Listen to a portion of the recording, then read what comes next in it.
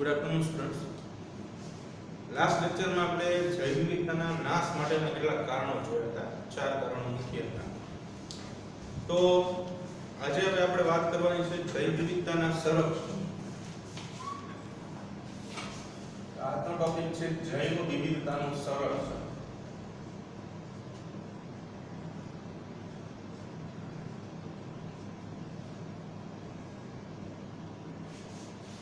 હવે આપણે જાણીએ છીએ કે જૈવ વિવિધતા જે છે પ્રકૃતિમાં જોવા મળતા સજીવોમાં જોવા મળતું વૈવિધ્ય છે, બાયોડાયવર્સિટી.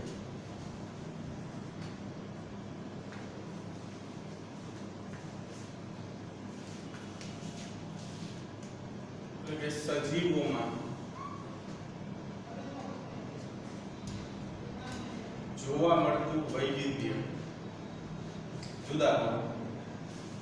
હવે આ બધી વાત આપણે કરી નાખી છે. લાસ્ટમાં આપણે જોવાનું છે સંરક્ષણ એટલે કે એનો બચાવ.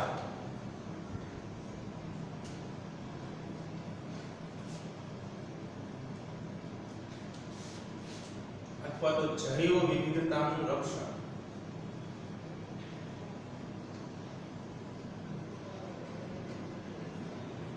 અથવા જૈવ વિવિધતાનો બચાવ.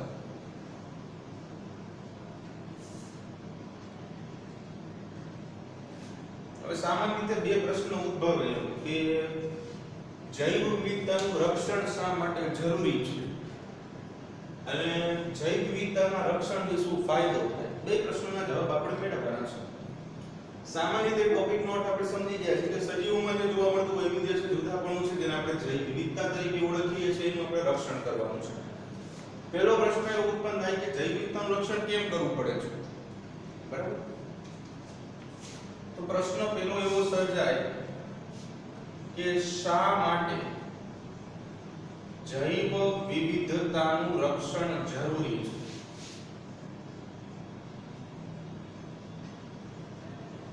શું રક્ષણ આપણે જૈવ વિવિધતાનું ન કરીએ તો ન ચાલે?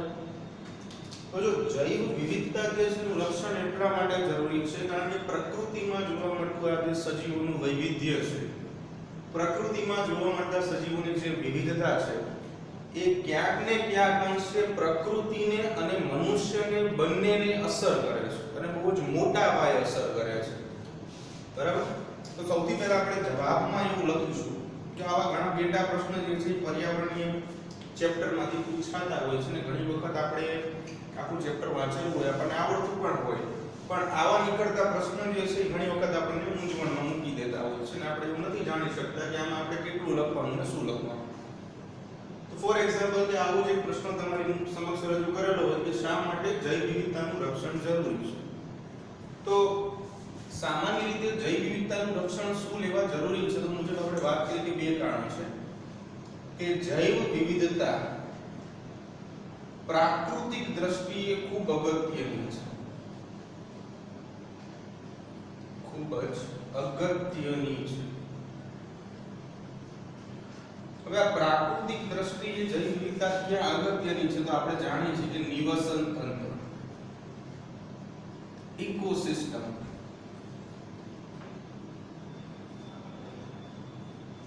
તો જે જૈવ વિવિધતા સજીવોમાં જોવા મળે છે એ જૈવ વિવિધતા નિવસન તંત્રીય જૈવ વિવિધતા જે છે નિવસન તંત્રની કાર્યની રચનામાં ઉપયોગી છે.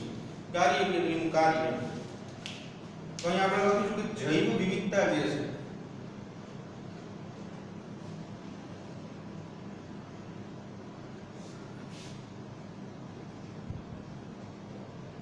જૈવ વિવિધતા નિવસન તંત્રની રચના અને નિવસન તંત્રની કાર્યકી માટે ઉપયોગી છે અથવા તો જરૂરી છે. હવે તમે ક્યારે એવું નહીં સાંભળ્યું કે નિવસન તંત્રમાં એક જ પ્રકારના સજીવો જોવા મળે, કારણ કે એનાથી નિવસન તંત્ર બને જ નહીં, બરાબર છે?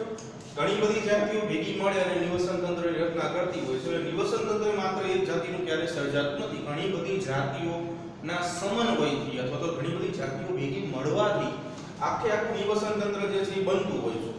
એટલે નિવસન તંત્રની રચના એટલે કેવી રીતે નિવસન તંત્ર બને છે એના માટે નિવસન તંત્રની રચનામાં જૈવ વિવિધતા ઉપયોગી છે. આ ઉપરાંત નિવસન તંત્રની કાર્ય કે નિવસન તંત્ર કેવી રીતે કામ કરે છે, એની કાર્ય પ્રણાલી છે, એના માટે પણ જૈવ વિવિધતા ઉપયોગી છે. તો જો રચનાની અંદર જેમ આપણે વાત કરી કે કોઈ એક પ્રકારના ઘટકથી આપણું નિવસન તંત્ર નથી બનતું. નિવસન તંત્રના ઘટકોની જ્યારે આપણે વાત કરીશું તો બે પ્રકારના ઘટકો હોય, જૈવિક અને અજૈવિક પ્રકારના ઘટકો. એમાં જનરલી આપણે અહીંયા જે વાત કરીએ છીએ જૈવ વિવિધતાની, એને સંલગ્ન આપણે જૈવિક ઘટકો સાથે તાત્પર્ય સાધશું. તો રચનામાં શું થાય છે, નિવસન તંત્રના જૈવિક ઘટકો જે છે એ જૈવિક ઘટકો હોવા જરૂરી છે, જેની અંદર ખાસ કરીને આપણે ઉત્પાદકો એટલે કે પ્રોડ્યુસર્સ, પ્રાથમિક ઉપભોક્તા,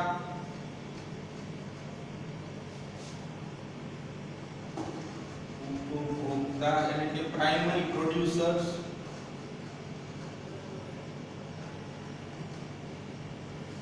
દ્વિતીય ઉત્પાદક ઉપભોક્તા એટલે કે સેકન્ડરી પ્રોડ્યુસર્સ,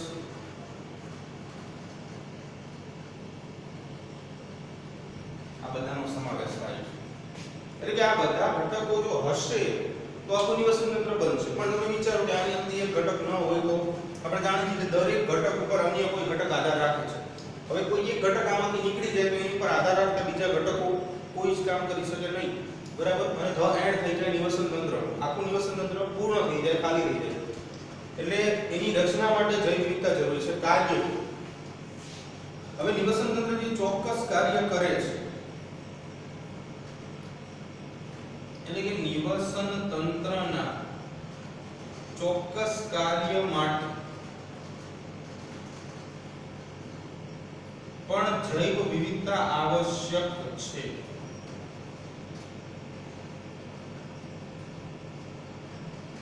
ચોક્કસ કાર્ય જો કરવું હોય નિવસન તંત્રને તો જૈવ વિવિધતાની જરૂર પડશે. જો જૈવ વિવિધતા નહીં હોય તો ચોક્કસ કાર્ય નહીં થાય, બરાબર છે. તો એના માટે સૌથી પહેલા તો જરૂરી છે. હવે બીજી જે વાત આપણે કરવાની છે આગળ, કે બીજો પ્રશ્ન જે છે, જો પ્રાકૃતિક દ્રષ્ટિ અગત્યની છે. બીજા નંબર ઉપર બીજો પોઈન્ટ આપણે સમજીએ કે માનવ ઘણી બધી માત્રામાં આર્થિક મૂલ્યો જૈવ વિવિધતામાંથી પ્રાપ્ત કરે છે.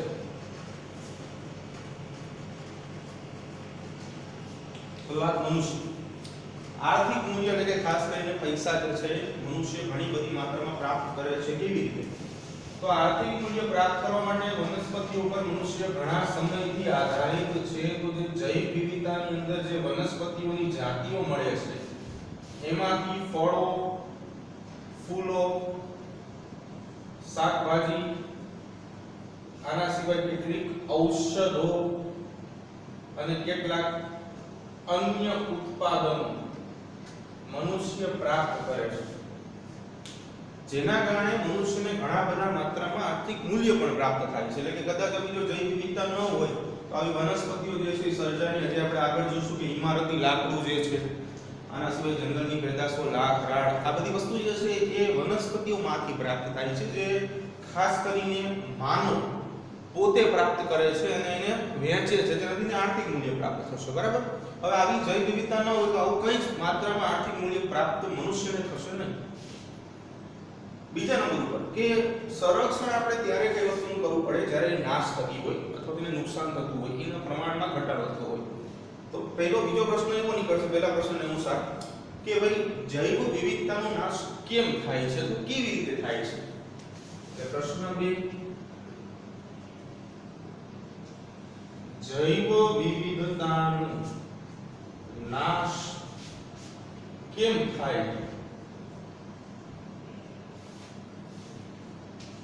તો સિમ્પલ વસ્તુ છે, એનું કારણ આપણે પોતે જ છે. આપણે 4 કારણ સમજી ગયા છીએ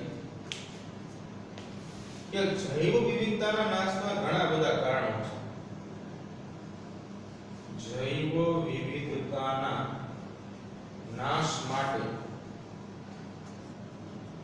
ઘણા બધા કારણો જવાબદાર છે.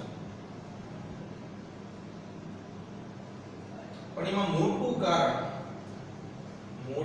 કારણ માનવ અને માનવીય પ્રવૃત્તિઓ છે.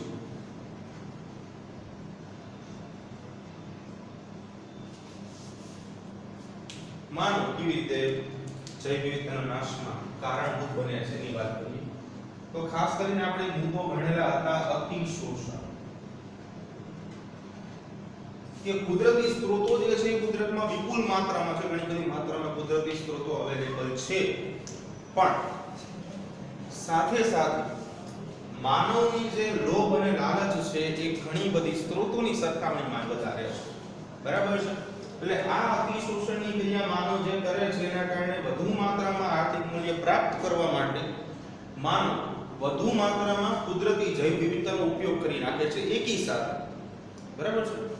જેના કારણે અતિશોષણ થાય છે. નંબર 2 પર માનવીય પ્રવૃત્તિઓ, તો માનવ સંલગ્ન પ્રવૃત્તિઓ અથવા તો માનવની કેટલીક પ્રવૃત્તિઓ જે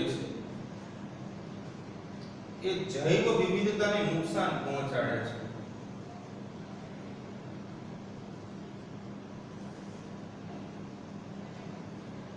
બરાબર?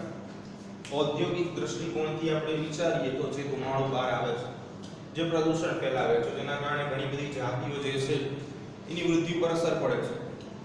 ખાસ કરીને જાતિની જે જમીન છે કે જ્યાં જાતિઓ વસે છે એ જમીનનો આપણે કોઈ બીજી પ્રવૃત્તિઓનો ઉપયોગ કરીએ છીએ. ફોર એક્ઝામ્પલ જંગલની ઘણી મોટી માત્રામાં જમીન હોય તો એમાંથી આપણે નહેરો કાઢવા માટે થોડોક એવો ભાગ જે છે એ કાઢી નાખીએ છીએ, દૂર કરી નાખીએ છીએ. રેલવે ટ્રેક બિછાવવા માટે પણ આવું કરતા હોઈએ છીએ, રસ્તાઓ કાઢવા માટે. તો આ બધાને કારણે શું થાય છે કે માનવીય પ્રવૃત્તિઓ કહેવાય આ બધાને સળંગ રીતે, તો જેના કારણે જૈવ વિવિધતાના જે જાતિઓ છે એનું સામાન્ય કુદરતી નિવાસસ્થાન છીનવાઈ જાય છે. અને એને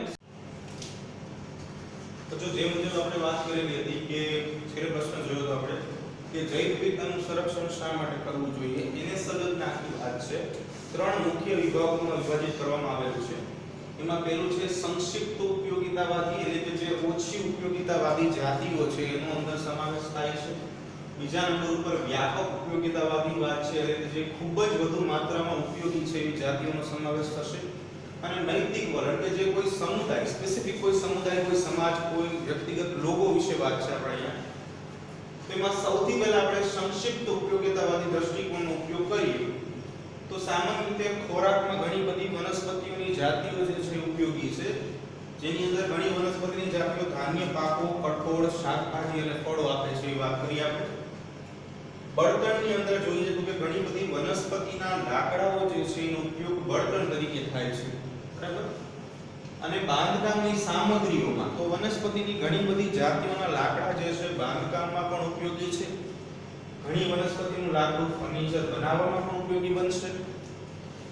રેશા ઉત્પન્ન કરતી વનસ્પતિ, કેટલીક વનસ્પતિઓ રેશા ઉત્પન્ન કરે છે, કાપડ બનાવવા માટે ઘણી વખત ઉપયોગી બનતા હોય છે એવા રેશાઓ. ઔદ્યોગિક રીતે તો ઔદ્યોગિક રીતે ઉપયોગી વનસ્પતિઓમાં ઊંજણ તરીકે ઉપયોગી છે, ટેનિન્સ છે, રંગકો, રંગ બનાવવા માટે ડાઇસ જેને કહેવામાં આવે, રાડ, અત્તર. બરાબર? આ બધાનો સમાવેશ થશે. હવે એની જ અંદર થોડીક વાત આગળ જવાની છે આપણે સંક્ષિપ્ત ઉપયોગિતાવાદીમાં જે આપણે વાત કરીએ છીએ.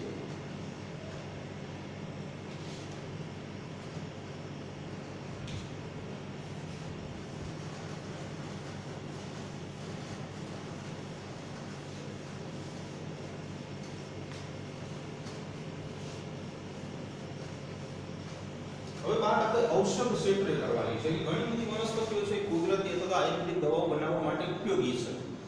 તો એની અંદર આપણે વાત કરીએ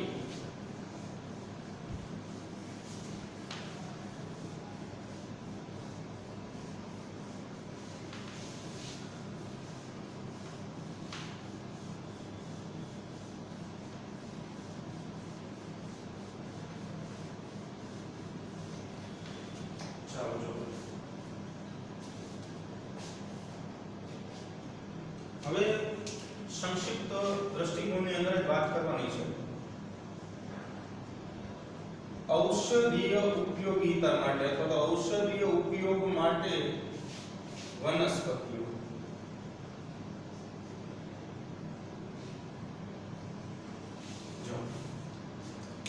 વનસ્પતિઓમાંથી ઘણી બધી કુદરતી વનસ્પતિ એવી છે કે જે ઔષધો આપે છે.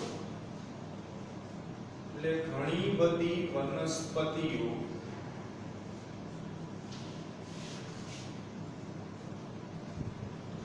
ઔષધો તરીકે પણ ઉપયોગી છે.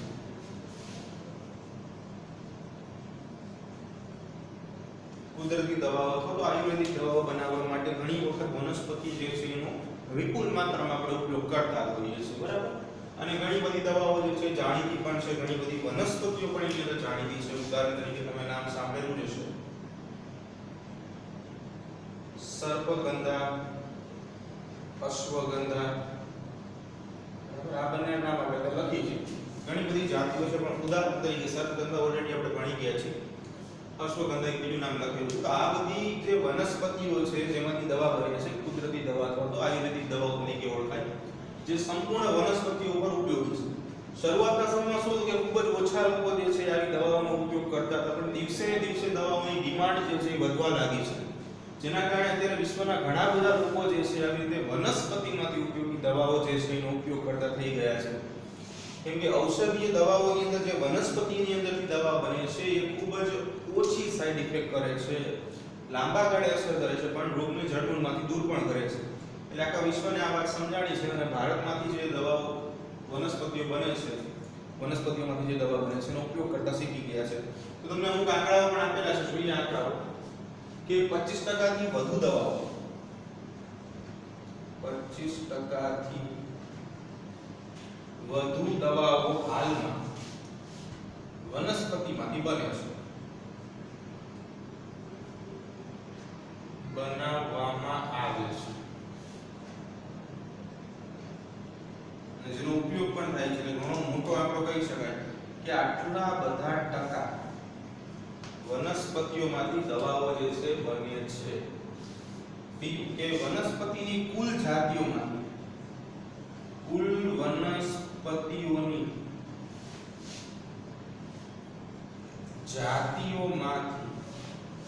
આશરે 25,000 વનસ્પતિની જાતિઓ 25,000 વનસ્પતિઓની જાતિઓમાંથી દવા બનાવવામાં આવે છે. દવાઓ બનાવવામાં આવે છે. આ પણ એક બહુ મોટો આંકડો કહેવાય કે કુલ જેટલી બધી વનસ્પતિની જાતિઓ છે એની અંદરથી અંદાજે 25,000 જેટલી વનસ્પતિની જાતિઓ છે એની અંદરથી દવાઓ જે છે એ બનાવવામાં આવે છે, બરાબર. બીજું કે ખાસ કરીને આના કારણે જૈવ શોધખોળ,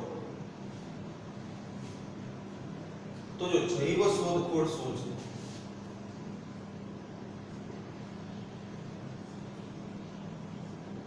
સામાન્ય રીતે જોઈએ તો જૈવ એટલે સજીવ અને શોધખોળ એટલે શોધખોળ કરવાની વાત છે, બરાબર. પણ અહીંયા આપણે વાત એવી કરવાની છે કે જે વનસ્પતિઓ આર્થિક રીતે અથવા તો ઉત્પાદનને સંલગ્ન રીતે ખૂબ અગત્યની હોય, આર્થિક રીતે કે ઉત્પાદન ક્ષેત્રે મહત્વની વનસ્પતિઓની, આર્થિક એટલે પૈસા ટકે ઉત્પાદન એટલે એમાંથી મળતું ઉત્પાદન જે છે એ ખૂબ જ અગત્યનું હોય, તો એનું આણ્વીય અને જૈવિક સ્તરે એની વિવિધતાની શોધ એવી વનસ્પતિઓની આણ્વીય અને જનીનિક સ્તરે શોધ કરવી એને આપણે જૈવ શોધખોળ કહીશું. વ્યાખ્યા બની ગઈ કે જે વનસ્પતિ આર્થિક કે ઉત્પાદન ક્ષેત્રે મહત્વની છે, આણ્વીય અને જનીનિક સ્તર, આ બંને શબ્દ સમજીએ. આણ્વીયનો અર્થ એવો થાય કે ભાઈ વનસ્પતિ એવું કયું ઘટક ઉત્પન્ન કરે છે કે જે આ રીતે દવામાં ઉપયોગી છે. જનીનિક સ્તર તો ઘણી બધી વનસ્પતિમાંથી એવા સ્પેસિફિક પ્રકારના જનીનો જે છે મળી આવ્યા છે કે જે ખાસ કરીને કંઈક ને કંઈક ઉત્પાદન જે છે એ બનાવે છે, બરાબર. ફોર એક્ઝામ્પલ હળદર છે, તો એમાં એન્ટી અલ્ઝાઇમરિક જીન મળી આવ્યું છે કે જે અલ્ઝાઇમર રોગ થતા અટકાવે છે. તો આ બધી વસ્તુ જે છે જે આર્થિક રીતે અથવા તો ઉત્પાદન ક્ષેત્ર માટે પણ ખૂબ મહત્વની છે, એનો શોધખોળ કરવી એટલે એને કહેશું આપણે જૈવ શોધખોળ, બરાબર. બે શબ્દ છે, આણ્વીય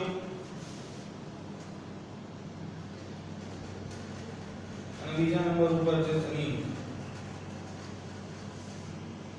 અણુઓની ભાગ છે બરાબર, અથવા તેની અંદર આવેલા આણ્વીય ઘટકો એવું કહી શકાય, આણ્વીય ઘટકોનું પ્રમાણ અથવા તેની સંખ્યા, અને જનીની એટલે જનીનિક સ્વરૂપ અથવા તો આપેલ જનીનો એની શોધખોળ કરવી પડશે.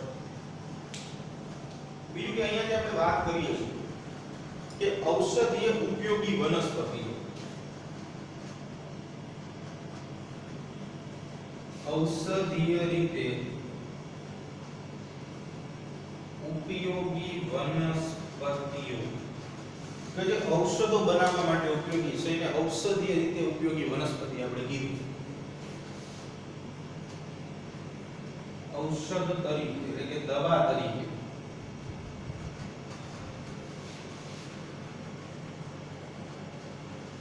ઉપયોગી વનસ્પતિઓ, આ ઔષધીય રીતે ઉપયોગી વનસ્પતિઓ જે છે એ ખાસ કરીને ઉષ્ણકટિબંધમાં ઘણી બધી માત્રામાં જોવા મળે છે.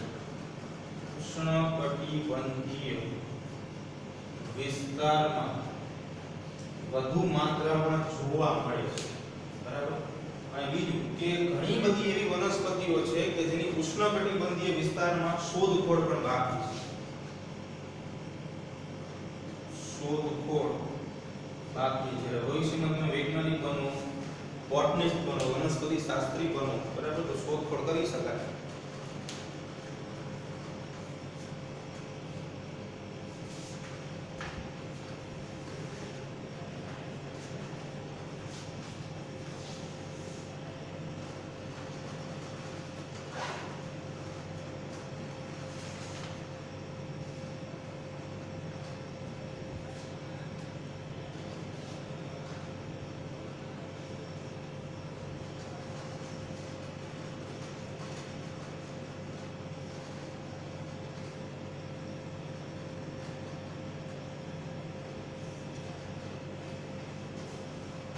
હવે અહીં આપણે સૌથી પહેલા સંક્ષિપ્ત ઉપયોગિતાવાદી દલીલોને પૂર્ણ કરી છે. હવે બીજા નંબર ઉપર આપણે અભ્યાસ કરવાનો છે વ્યાપક ઉપયોગિતાવાદી દલીલો.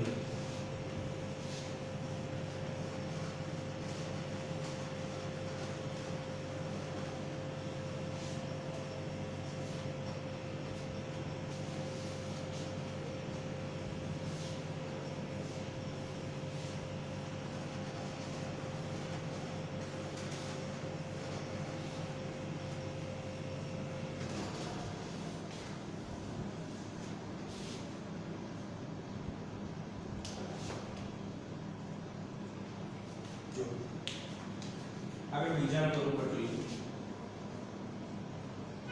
વ્યાપક ઉપયોગિતાવાદી દલીલો. ઘણી બધી વનસ્પતિઓ એવી છે કે જે ખૂબ વિપુલ માત્રામાં અથવા તો બહોળા પ્રમાણમાં ઉપયોગિતા ધરાવે છે, જે ખરેખર ઉપયોગિતા વૈશ્વિક સ્તરે હોય. દરેક જગ્યાએ વિશ્વમાં દરેક વ્યક્તિને આ જે ઉપયોગિતા જે છે એ મળતી હોય અથવા તેનો ફાયદો જે છે એ મળતો હોય, તો એની વ્યાપક ઉપયોગિતાવાદી દલીલો કહેવાય. જનરલી હમણાં આપણે સંક્ષિપ્તની અંદર વાત કરી તો અમુક એવા લોકો છે કે જેને આનો ઉપયોગ જે છે એ મળે છે, પણ અહીંયા વૈશ્વિક સ્તરે જેટલા પણ લોકો છે, સજીવો વસે છે, અને ક્યાંક ને ક્યાંક ઓછા વત્તા અંશે આની ઉપયોગિતા પ્રાપ્ત થશે. તો જો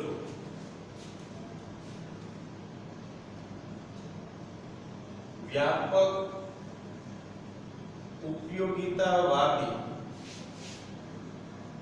દલીલો ક્યાંક ને ક્યાંક દરેક સજીવને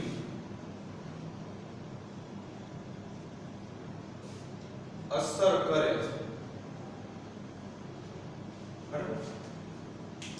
હવે એની અંદર સૌથી પહેલા આપણે વાત કરવાની છે વનસ્પતિઓની. તો આપણે જાણીએ છીએ કે વનસ્પતિઓ પ્રકાશ સંશ્લેષણની ક્રિયા કરે છે.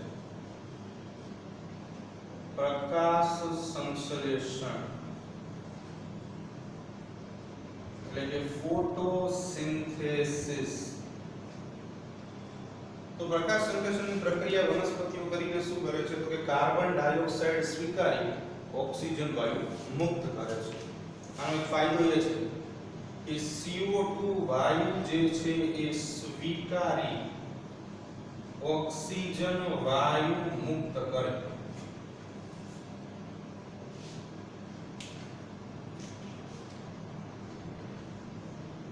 CO2 અને ઓક્સિજન કેવી રીતે કરે છે આપણે જોઈએ. ચાલો તો વનસ્પતિ પ્રકાશ સંશ્લેષણની પ્રક્રિયા કરવા માટે 6 CO2 12 H2O બંનેનો સ્વીકાર કરી પોતાનો ખોરાક C6H12O6 એટલે ગ્લુકોઝ, 6 ઓક્સિજન અને 6 પાણીના અણુ બનાવે છે.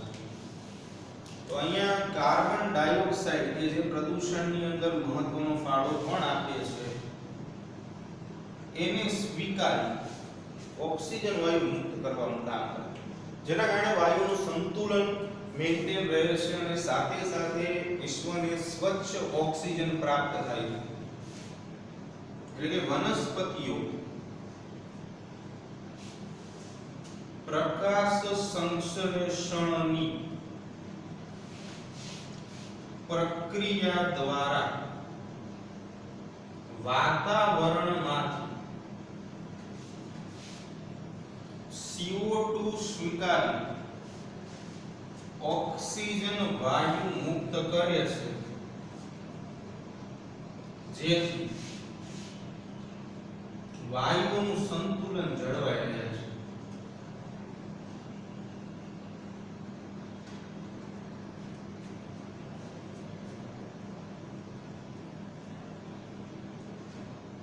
અને સ્વચ્છ ઓક્સિજન પ્રાપ્ત થાય છે.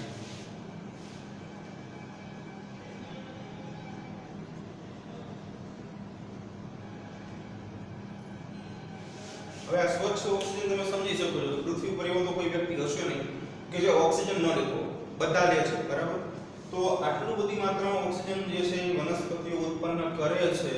તો આ બધી જે પ્રોડક્ટ મળી, એટલે અહીંયા પ્રોડક્ટ આપણને ઓક્સિજન મળી છે, તો એનો ઉપયોગ જે છે બધા વ્યક્તિ કરે છે. તો એ વ્યાપક ઉપયોગિતાવાદી વાત કહી શકાય કે જેનો ઉપયોગ દરેક વ્યક્તિ, દરેક સજીવ, દરેક વ્યક્તિ જે છે વ્યાપક માત્રામાં ઉપયોગ કરે છે. ઓક્સિજન વગર આપણે ચાલે નહીં, બરાબર છે? તમને થોડા આંકડા પણ આપ્યા છે કે 20% ઓક્સિજન જે છે પ્રકાશ સંશ્લેષણથી ઉત્પન્ન થશે.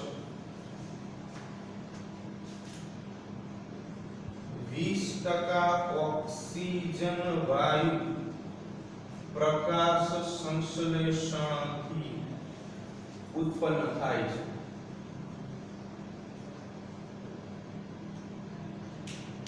પૃથ્વી પર કુલ જેટલું પ્રકાશ સંશ્લેષણ થાય છે એની અંદર વાત કરી. ખરેખર આંકડા જે છે એ બે પ્રકારે હોય, એક સ્થળીય પ્રકાશ સંશ્લેષણ અને બીજું જલીય પ્રકાશ સંશ્લેષણ. સ્થળીય પ્રકાશ સંશ્લેષણનો અર્થ એવો થાય કે જે જમીન ઉપરની વનસ્પતિઓ જે માત્રામાં પ્રકાશ સંશ્લેષણ કરતી હોય એની ઉપર ડિપેન્ડેડ હોય, અને જલીયની અંદર આપણે પાણીની અંદર તો દરિયાઈ વનસ્પતિઓ જે માત્રામાં પ્રકાશ સંશ્લેષણ કરતી હોય એની ઉપર આધાર રાખે છે. મોટાભાગે જે જલીય પ્રકાશ સંશ્લેષણ છે એ વ્યાપક માત્રામાં ઘણી વખત ઓક્સિજન જે છે મુક્ત કરતું હોય છે, બરાબર?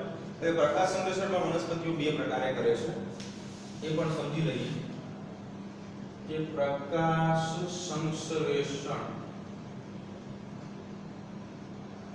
ફોટોસિન્થેસિસ ની વાત કરીએ તો એ પણ બે પ્રકારે થશે. એક સ્થળીય વનસ્પતિઓમાં થતું પ્રકાશ સંશ્લેષણ, એટલે કે જમીન ઉપરની વનસ્પતિઓમાં, જમીન ઉપરની વનસ્પતિઓમાં થતું પ્રકાશ સંશ્લેષણ. જો દરેક પ્રકાશ સંશ્લેષણની પ્રક્રિયા તો સેમ જ છે, બધામાં CO2 સ્વીકારી ઓક્સિજન મુક્ત જ કરવાનો છે, આપણે ક્યાંય ઊંધું નહીં થાય, બરાબર છે? તો સ્થળીય વનસ્પતિઓ એવી છે કે જે જમીન ઉપર રહીને ઓક્સિજન વાયુ મુક્ત કરે છે, અને બીજા નંબર ઉપર આવશે જલીય વનસ્પતિઓ. તો જલીય વનસ્પતિઓ એટલે શું? તો કે પાણીમાં ઉદ્ભવ પામેલી અથવા તો ઉત્પન્ન થયેલી વનસ્પતિઓમાં જે પ્રકાશ સંશ્લેષણ થાય છે, વનસ્પતિઓમાં જે પ્રકાશ સંશ્લેષણ થાય છે એને આપણે જલીય પ્રકાશ સંશ્લેષણ કહીશું, બરાબર છે? તો આવી રીતે બંને પ્રકાર, જનરલી જે પાણીમાં ઉત્પન્ન થતી વનસ્પતિ શબ્દ આપણે વાપરીએ છીએ કે ભાઈ એને જલીય વનસ્પતિઓ કહેવાય.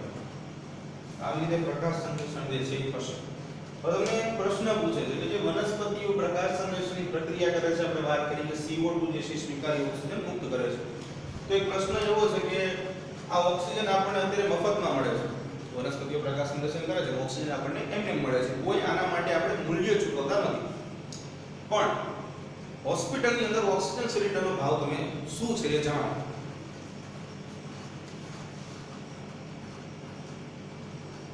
હોસ્પિટલની અંદર વપરાતા ઓક્સિજન ના સિલિન્ડરનો ભાવ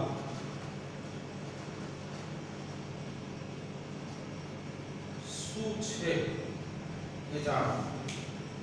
જો અહીંયા આપણને મુક્ત સ્વરૂપે સ્વતંત્ર માત્રામાં જોઈએ એટલો ઓક્સિજન મફતમાં મળે છે. અહીંયા ક્યાંય મીટર નથી લગાડ્યા કે ભાઈ તમે દિવસ દરમિયાન આટલો ઓક્સિજન ઉપયોગ કરેલો છે, તમે આટલો ઓક્સિજન ઉપયોગ કર્યો છે, અને એની પર કોઈ ટેક્સ નથી. આપણે ઈચ્છા અનુસાર, શરીરની જરૂરિયાત અનુસાર ઓક્સિજન વાયુ જે છે એ સ્વીકારીએ છીએ, બરાબર છે. પણ હોસ્પિટલની અંદર ઓક્સિજન સિલિન્ડર ક્યારે વપરાય? તો કે જ્યારે કોઈ દર્દી ઓક્સિજન સરળતાથી નથી લઈ શકતો ત્યારે ઓક્સિજન સિલિન્ડર જે છે એનો યુઝ થાય છે. ઓક્સિજન એને માસ્ક દ્વારા આપણે આપીએ છીએ, બરાબર છે. તો ઓક્સિજન સિલિન્ડરનો ભાવ હોસ્પિટલમાં તમને ખબર પડશે કે શું છે, બરાબર છે. કે તમે આટલા દિવસ દરમિયાન આટલો ઓક્સિજન કદાચ વાપરો છો હોસ્પિટલની અંદર, તો એનું બિલ આટલું આવે છે. તો તમે સમજી શકો છો કે અહીંયા તમને જે નિવસન તંત્રની અંદર મફતમાં વાતાવરણમાં જે મફતમાં ઓક્સિજન મળે છે એનું મૂલ્ય શું હશે. તો આવી રીતે જૈવ વિવિધતા જે છે એનું મૂલ્ય જે છે માપી શકાય. ખરેખર મૂલ્ય ઘણું બધું મોટું છે, પણ કુદરત આપણને મફતમાં જૈવ વિવિધતા જે છે પ્રદાન કરે છે, એટલા માટે આપણે એનું સંરક્ષણ કરવું જરૂરી છે. તો આજે બસ આપણે આટલું રાખી, બરાબર. આવતીકાલના લેક્ચરમાં આપણું જોશું.